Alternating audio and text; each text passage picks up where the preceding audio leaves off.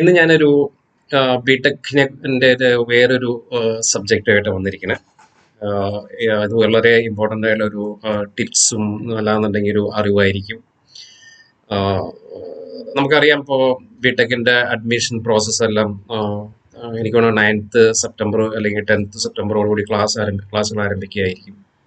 Second allotment കഴിഞ്ഞു, third allotment വരും. അത് കഴിഞ്ഞ് സ്പോട്ട് അഡ്മിഷൻ ഉണ്ട്. അതുകൂടാതെ കുട്ടികൾ അങ്ങോട്ടും ഇങ്ങോട്ടും ഷഫിൾ ചെയ്ത് പോകുമ്പോൾ അവിടെ വരുന്ന വേക്കൻസി ഫില്ല് ചെയ്യേണ്ട അവസരങ്ങളെല്ലാം വരും. അതെല്ലാം ഓരോരുത്തർ ആ കോളേജുകളുമായിട്ട്, ഗവൺമെൻറ് എഞ്ചിനീയറിംഗ് കോളേജുകളുമായിട്ട് ബന്ധപ്പെട്ട് ഇരുന്ന് കഴിഞ്ഞാൽ നമുക്ക് അവിടെ വേക്കൻസി അനുസരിച്ച് നമുക്കവിടെ അഡ്മിഷൻ കിട്ടുമായിരിക്കും. ഇനി ഇന്ന് പറയാൻ പോകുന്ന കാര്യങ്ങൾ മെയിനായിട്ട് അഡ്മിഷൻ കിട്ടി, നമ്മൾ ജോയിൻ ചെയ്യണം. ഓഫ് കോഴ്സ് ഓറിയൻറ്റേഷനും ഇൻഡക്ഷൻ ആൻഡ് ഓറിയൻറ്റേഷൻ ഉണ്ടാവും, എങ്കിലും ശരി. നമ്മൾ വളരെ ഇമ്പോർട്ടൻ്റ് ആയിട്ട് ചിന്തിക്കേണ്ട ഒരു കാര്യം എന്താണെന്ന് വെച്ച് കഴിഞ്ഞാൽ, ഞാൻ പറഞ്ഞ പോലെ, കഴിഞ്ഞ വീഡിയോയിൽ പറഞ്ഞ പോലെ, ഏകദേശം 15 ലക്ഷം കുട്ടികളാണ് ഇന്ത്യയിൽ ബിടെക്കിന് അപ്പയർ ചെയ്യുന്നത് ഒരു വർഷത്തിൽ. പക്ഷേ ഓൾമോസ്റ്റ് ഒരു 25% മാത്രമേ പാസ്സാവുന്നുള്ളൂ. കേരളത്തിലെ വിജയ ശതമാനം ഞാൻ കഴിഞ്ഞ വീഡിയോയിൽ പറയുകയുണ്ടായി. നമ്മളിത് എങ്ങനെ ഓവർകം ചെയ്യുന്നുള്ള വളരെ ഇമ്പോർട്ടൻ്റ് ആയിട്ടുള്ളൊരു ടാസ്ക്കാണ്. നമ്മൾ ആലോചിക്കുന്നത്, ഇതുവരെ നമ്മൾ പഠിച്ചത് എന്ന് പറയുന്നത് +2 വരെയുള്ളത് അറ്റ്ലീസ്റ്റ് കുറേ ഈസി ആയിരുന്നു. പക്ഷെ ബിടെക്കിന് പോകുമ്പോൾ തീർച്ചയായിട്ടും ടഫാണ്. നിങ്ങളാരും പേടിപ്പെടുത്താൻ വേണ്ടി പറയല്ല. നമ്മൾ ഇന്നലെ വരെ പഠിച്ചതല്ല നാളേക്ക് പഠിക്കാൻ പോകുന്നത്. ബൈ ഹാർട്ട് എന്നുള്ള സബ്ജക്റ്റേ നമ്മൾ വിട്ടുകളയണം. മനസ്സിരുത്തി വായിച്ച് മനസ്സിലാക്കി നമ്മളുടെ ഇമാജിനേഷനും നമ്മളുടെ തിങ്കിങ്ങും എല്ലാം കൂടിക്കലർത്തിയിട്ടാണ് നമ്മൾ അത് പഠിക്കാൻ പോകുന്നത്.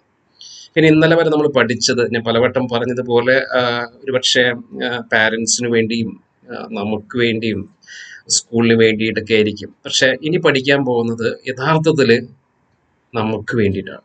നമ്മുടെ പ്രൊഫഷൻ, ഈ അഡ്മിഷനോട് കൂടി നമ്മളുടെ പ്രൊഫഷൻ സ്റ്റാർട്ട് ആവുകയാണ് വാസ്തവത്തിൽ.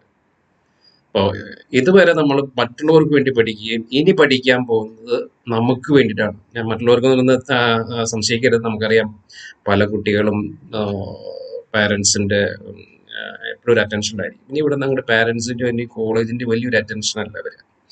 ഇനി നമ്മൾ ആലോചിക്കേണ്ടത്, ഞാൻ എനിക്ക് വേണ്ടി പഠിക്കുന്നു, ഞാൻ എൻ്റെ പ്രൊഫഷൻ ഞാൻ തിരഞ്ഞെടുത്ത് കഴിഞ്ഞു, ഞാൻ ആ പ്രൊഫഷനിലേക്ക് കാലുകുത്തുകയാണ്. ഇവിടെ നിന്ന് അങ്ങോട്ടാണ് ശരിക്കും യഥാർത്ഥ നിങ്ങളുടെ പഠനവും നിങ്ങളുടെ മനസ്സിലെ മെച്യൂരിറ്റി എല്ലാം വരുന്നത് ഈ ഒരു അഡ്മിഷനോട് കൂടിയാണ്. അപ്പോൾ നമ്മൾ എന്താ ആദ്യം വിചാരിക്കേണ്ടത്? നമ്മൾ ആദ്യം വിചാരിക്കുന്നു, ഞാൻ എനിക്ക് വേണ്ടിയിട്ടാണ് എൻ്റെ പ്രൊഫഷൻ തിരഞ്ഞെടുത്തു, ഞാൻ പ്രൊഫഷനെ സത്യസന്ധമായി 100% വിജയം കാണാൻ വേണ്ടി പരിശ്രമിക്കുക. പിന്നെ സാധാരണ ഒരു എഞ്ചിനീയറിംഗ് സ്റ്റുഡൻസ് ഒരു 8 മണിക്കൂർ പഠിക്കണം നമ്മളെല്ലാവരോടും പറയും. പക്ഷെ 8 മണിക്കൂറൊന്നും പഠിക്കാൻ നമുക്ക് സമയം കിട്ടില്ല. അതൊരു 4 മണിക്കൂറെങ്കിലും, മിനിമം ഒരു 4 മണിക്കൂറെങ്കിലും പഠിച്ചേ തീരും. എങ്കിൽ വളരെ ഈസി ആയിരിക്കും. 4 മണിക്കൂറെങ്കിലും നമ്മൾ പഠിച്ചു കഴിഞ്ഞാൽ നമുക്ക് എപ്പോഴും അത് ഈസി ആയിട്ട് തീരും. അതിനൊരു പ്ലാൻ ഉണ്ടാക്കുക. ഈ 4 മണിക്കൂർ പഠിക്കാനായിട്ട് ഒന്നിലെ കാലത്ത് 2 മണിക്കൂറിൽ 1 മണിക്കൂർ തിരഞ്ഞെടുക്കുക, വൈകുന്നേരം 3 മണിക്കൂർ. നമുക്കറിയാം, ഒരുപാട് അസൈൻമെന്റ്സും അസസ്മെന്റും കാര്യങ്ങളൊക്കെ ഉണ്ടാവും. പക്ഷെ എങ്കിലും കൂടി ഈ 4 മണിക്കൂർ നമ്മൾ മിനിമം കണ്ടെത്തണം. 8 മണിക്കൂറാണ് നമ്മൾ പ്രപ്പോസ് ചെയ്യുക സാധാരണ കുട്ടികളോട്. പക്ഷെ 8 മണിക്കൂർ അല്ലെങ്കിൽ 4 മണിക്കൂറെങ്കിലും സ്ഥിരമായിട്ടൊരു പ്ലാൻ ഉണ്ടാക്കിയിരിക്കുക. പിന്നെ നമ്മൾ ചിന്തിക്കേണ്ടത്, നമുക്ക് CGPA അല്ലെങ്കിൽ SGPA കുറഞ്ഞാലും കുഴപ്പമില്ല, പക്ഷെ എല്ലാ സെമിസ്റ്ററിലും പാസ്സാകാൻ ശ്രമിക്കുക. ഒരു സപ്ലി എന്നുള്ള വാക്കേ നമ്മുടെ നിഘണ്ടുവിൽ ഉണ്ടാവാൻ പാടില്ല. സപ്ലി ഉണ്ടായി കഴിഞ്ഞ് കഴിഞ്ഞാൽ പിന്നെ നമ്മൾ വളരെയധികം ഇമോഷണലി ആ സപ്ലി ബ്ലാക്ക്മെയിൽ ചെയ്യും. സപ്ലി ഇങ്ങനെ ചില കുട്ടികൾ സപ്ലി കൂടി അത് വളരെയധികം ഇമ്പാക്റ്റ് ഉണ്ടാകും. അപ്പം ആയതുകൊണ്ട് നമ്മൾ സപ്ലി എന്നുള്ള വാക്ക് നമ്മുടെ നിഘണ്ടുവെന്ന് എടുത്ത് കളയാം. അപ്പോൾ നമുക്ക് എല്ലാ സെമസ്റ്ററിലും മിനിമം മാർക്കെങ്കിലും മേടിച്ച് പാസ്. ചില സബ്ജക്റ്റ് നമുക്കറിയാം, ഇപ്പോൾ സെമസ്റ്റർ 1 സെമസ്റ്റർ 2 ഇപ്പോൾ നമ്മളൊരു കമ്പ്യൂട്ടർ സയൻസ് എടുത്ത് അല്ലെങ്കിൽ ഈസി എടുക്കുന്നുണ്ടെങ്കിൽ വാസ്തവത്തിൽ ഒരു എഞ്ചിനീയറിംഗ് സ്റ്റുഡൻറ്റിന് ഒരു ബേസിക് ബാക്ക്ഗ്രൗണ്ട് ഉണ്ടാകാൻ വേണ്ടിയിട്ട് നമ്മുടെ ക്യൂരിക്കുലത്തിൽ സിവിൽ ഉണ്ടായിരിക്കും. ഫസ്റ്റ് സെമസ്റ്ററിൽ സിവിൽ ഉണ്ടായിരിക്കും, മെക്കാനിക്കൽ ഉണ്ടായിരിക്കും, ട്രിപ്പിൾ ഉണ്ടായിരിക്കും. ഇതിൻ്റെ എല്ലാം ഭാഗങ്ങൾ കമ്പ്യൂട്ടർ സയൻസ് ആയാലും ഈസി ആയാലും നമ്മൾ ഏതെടുത്ത് കഴിഞ്ഞാലും അതിൻ്റെ എല്ലാം അതിൻ്റെ ഒരു ചെറിയൊരു ബേസിക് അതിലുണ്ടായിരിക്കും. പിന്നെ കൂടുതൽ ഞാൻ കണ്ടത് മാത്സിലും അതേപോലെ തന്നെ എഞ്ചിനീയറിംഗ് ഗ്രാഫിക്സിലാണ് കൂടുതൽ സപ്ലി 8ാം സെമസ്റ്റർ വരെ കൊണ്ടുവരുന്ന കുട്ടികളെ എനിക്കറിയാം. അപ്പം അത് ഒഴിവാക്കുക. നമുക്കറിയാം എഞ്ചിനീയറിംഗ് ഗ്രാഫിക്സിൽ കൂടുതൽ ഇമാജിനേഷൻ, അതായത് 2D എന്ന് 3D തിങ്കിങ് ആണ് കൂടുതലും. ഗ്രാഫിക്സ് വരയ്ക്കാനും അതിൻ്റെ നമ്മൾ സ്വയം കണ്ടെത്താനുമുള്ളൊരു ഏരിയയാണ്. അപ്പോൾ അത് നല്ലോണം ഫോക്കസ് ചെയ്ത് കഴിഞ്ഞാൽ നമ്മളുടെ ക്ലാസ്സുകൾ അറ്റൻഡ് ചെയ്യും, നന്നായിട്ട് ക്ലാസ്സുകൾ അറ്റൻഡ് ചെയ്ത് കഴിയുമ്പോൾ ഇതിൻ്റെ ഏറ്റവും വലിയൊരു ഗുണം എന്താണെന്ന് വെച്ച് കഴിഞ്ഞാൽ നമ്മുടെ ഉള്ള എല്ലാ എഞ്ചിനീയറിംഗ് കോളേജിലുള്ള ട്യൂട്ടേഴ്സ് എല്ലാം വെൽ ക്വാളിഫൈഡ് ആണ്. അവർക്ക് നന്നായിട്ട് കാര്യങ്ങൾ അറിയാം, നന്നായി പഠിപ്പിക്കുകയും ചെയ്യും. നമ്മളുടെ ഒരു ഡ്രോബാക്ക് എന്താണെന്ന് വെച്ച് കഴിഞ്ഞാൽ കുട്ടികൾ അത് ആ ക്ലാസ് കോൺസെൻട്രേറ്റ് ചെയ്യില്ല. അപ്പം നമ്മൾ ആദ്യത്തെ ടിപ്സ് എന്ന് പറയുന്നത് ഞാൻ പറഞ്ഞു, നമുക്ക് വേണ്ടി നമ്മൾ പഠിക്കുന്നത് നമ്മുടെ പ്രൊഫഷൻ തിരഞ്ഞെടുത്ത് കഴിഞ്ഞു, എൻ്റെ പ്രൊഫഷൻ സ്റ്റാർട്ടായി, വാസ്തവത്തിൽ നിങ്ങളുടെ ജോലി സ്റ്റാർട്ടായി കഴിഞ്ഞു. ഇനി രണ്ടാമത്തെ നിങ്ങളുടെ ഒരു ടിപ്സ് എന്താ വെച്ച് കഴിഞ്ഞാൽ, ഞാൻ എനിക്ക് വേണ്ടി പഠിക്കുന്നു, ഞാൻ പറഞ്ഞില്ല എനിക്ക് വേണ്ടി പഠിക്കുന്നു, അന്നന്ന് എടുക്കുന്ന ക്ലാസ്സുകൾ 100% ആത്മാർത്ഥതയോടുകൂടി അറ്റൻഡ് ചെയ്ത് ചില സന്ദർഭങ്ങളിൽ ഇനീഷ്യൽ സെറ്റപ്പിൽ മനസ്സിലാക്കാത്തതുകൊണ്ട് അങ്ങനെ മനസ്സിലാവുന്നില്ല എന്നുണ്ടെങ്കിൽ ആ ട്യൂട്ടറെ അപ്രോച്ച് ചെയ്ത് നമുക്ക് കിട്ടും. സാധാരണ ഒരു SFR സ്റ്റുഡൻറ് ഫാക്കൽറ്റി റേഷ്യോ പറഞ്ഞിട്ട് 60 കുട്ടികളുള്ള ക്ലാസ്സിൽ 3 ട്യൂട്ടേഴ്സ്, 20 കുട്ടികൾക്ക് ഒരു ട്യൂട്ടർ എന്നുള്ള SFR ഉണ്ടായിരിക്കും. നമുക്ക് അവരെ ഒരു ട്യൂട്ടർ നിങ്ങളെ നിരുത്സാഹപ്പെടുത്തില്ല. അവർ നിങ്ങളുടെ ക്വസ്റ്റ്യൻസ്, നിങ്ങളുടെ ക്വയറീസ് എല്ലാം ആൻസർ ചെയ്ത് തരും.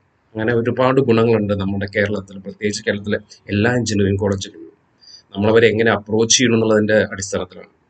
അപ്പോൾ അത് നമ്മളുടെ ക്വസ്റ്റ്യൻസ് അതായത് മൂന്നാമത്തെ ടിപ്സ് പറയുന്നത് 4 മണിക്കൂർ ഒരു പ്ലാൻ ചെയ്ത്, അതായത് 4 മണിക്കൂർ നമ്മൾ ഒരു ആഴ്ചയിൽ 24 മണിക്കൂർ സ്പെൻഡ് ചെയ്താണ്. ഞായറാഴ്ച വിട്ടുകൊള്ളും, ഞായറാഴ്ച യു എൻജോയ്. അറ്റ്ലീസ്റ്റ് നിങ്ങൾ സാറ്റർഡേ വരയ്ക്കുള്ള 6 ദിവസത്തെ 4 മണിക്കൂർ വെച്ച് 24 മണിക്കൂർ, ആ 24 മണിക്കൂർ നിങ്ങളെ ഹെൽപ്പ് ചെയ്യും. 8 മണിക്കൂർ നിങ്ങൾക്ക് നമ്മൾ പറഞ്ഞിട്ടുണ്ടെങ്കിൽ കിട്ടില്ല, അത് ഉറപ്പാണ്. നമുക്കറിയാം അതേപോലെ എന്തിൽ തന്നെ സപ്ലി എന്നുള്ള വാക്ക് കിട്ടുന്നിടത്തുള്ള ഒരു സപ്ലി വരാതെ നോക്കുക. പ്രത്യേകിച്ച് 2 കോർ സബ്ജക്റ്റിൽ ഞാൻ പറഞ്ഞു, ഒന്ന് മാത്സും 2 എഞ്ചിനീയറിംഗ് ഗ്രാഫിക്സും വളരെ ഇമ്പോർട്ടൻ്റ് ആണ്. എനിക്ക് 20 മാർക്ക് ഉണ്ടാവുന്നുണ്ട് എഞ്ചിനീയറിംഗ് ഗ്രാഫിക്സിൽ, ഒരു പക്ഷേ എൻ്റെ ഒരു ഓർമ്മയാണ് അങ്ങനെ. അപ്പോൾ അതിനെ ഓവർകം ചെയ്യാൻ നോക്കുക. അപ്പോൾ ആദ്യത്തെ ടിപ്സ് എന്ന് പറയുന്നത്, ഞാൻ എനിക്ക് വേണ്ടി പഠിക്കുന്നു, എൻ്റെ പ്രൊഫഷൻ സ്റ്റാർട്ടായിരുന്നു. സപ്ലി എന്നുള്ളത് നമ്മൾ നെഗറ്റീവ് എന്ന് എടുത്തു കഴിഞ്ഞു.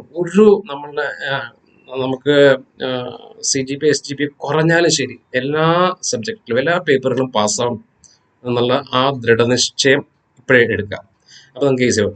പിന്നെ 4 മണിക്കൂർ നമ്മൾ പ്ലാൻ ചെയ്ത്, നമ്മുടെ 24 മണിക്കൂറിൽ 4 മണിക്കൂർ നമ്മൾ പഠനത്തിന് വേണ്ടിയിട്ട് ഒരു പ്ലാൻ ചെയ്ത് കഴിഞ്ഞാൽ ഓരോ സബ്ജക്റ്റും പ്ലാൻ ചെയ്യും. പിന്നെ ക്ലാസ്സുകളിൽ ഒരു ക്ലാസ് പോലും മിസ്സാവാതെ ആ ക്ലാസ്സുകളിൽ 100% ആത്മാർത്ഥതയോട് കൂടിയിട്ട് ശ്രദ്ധിക്കുക, മനസ്സിലാക്കുക.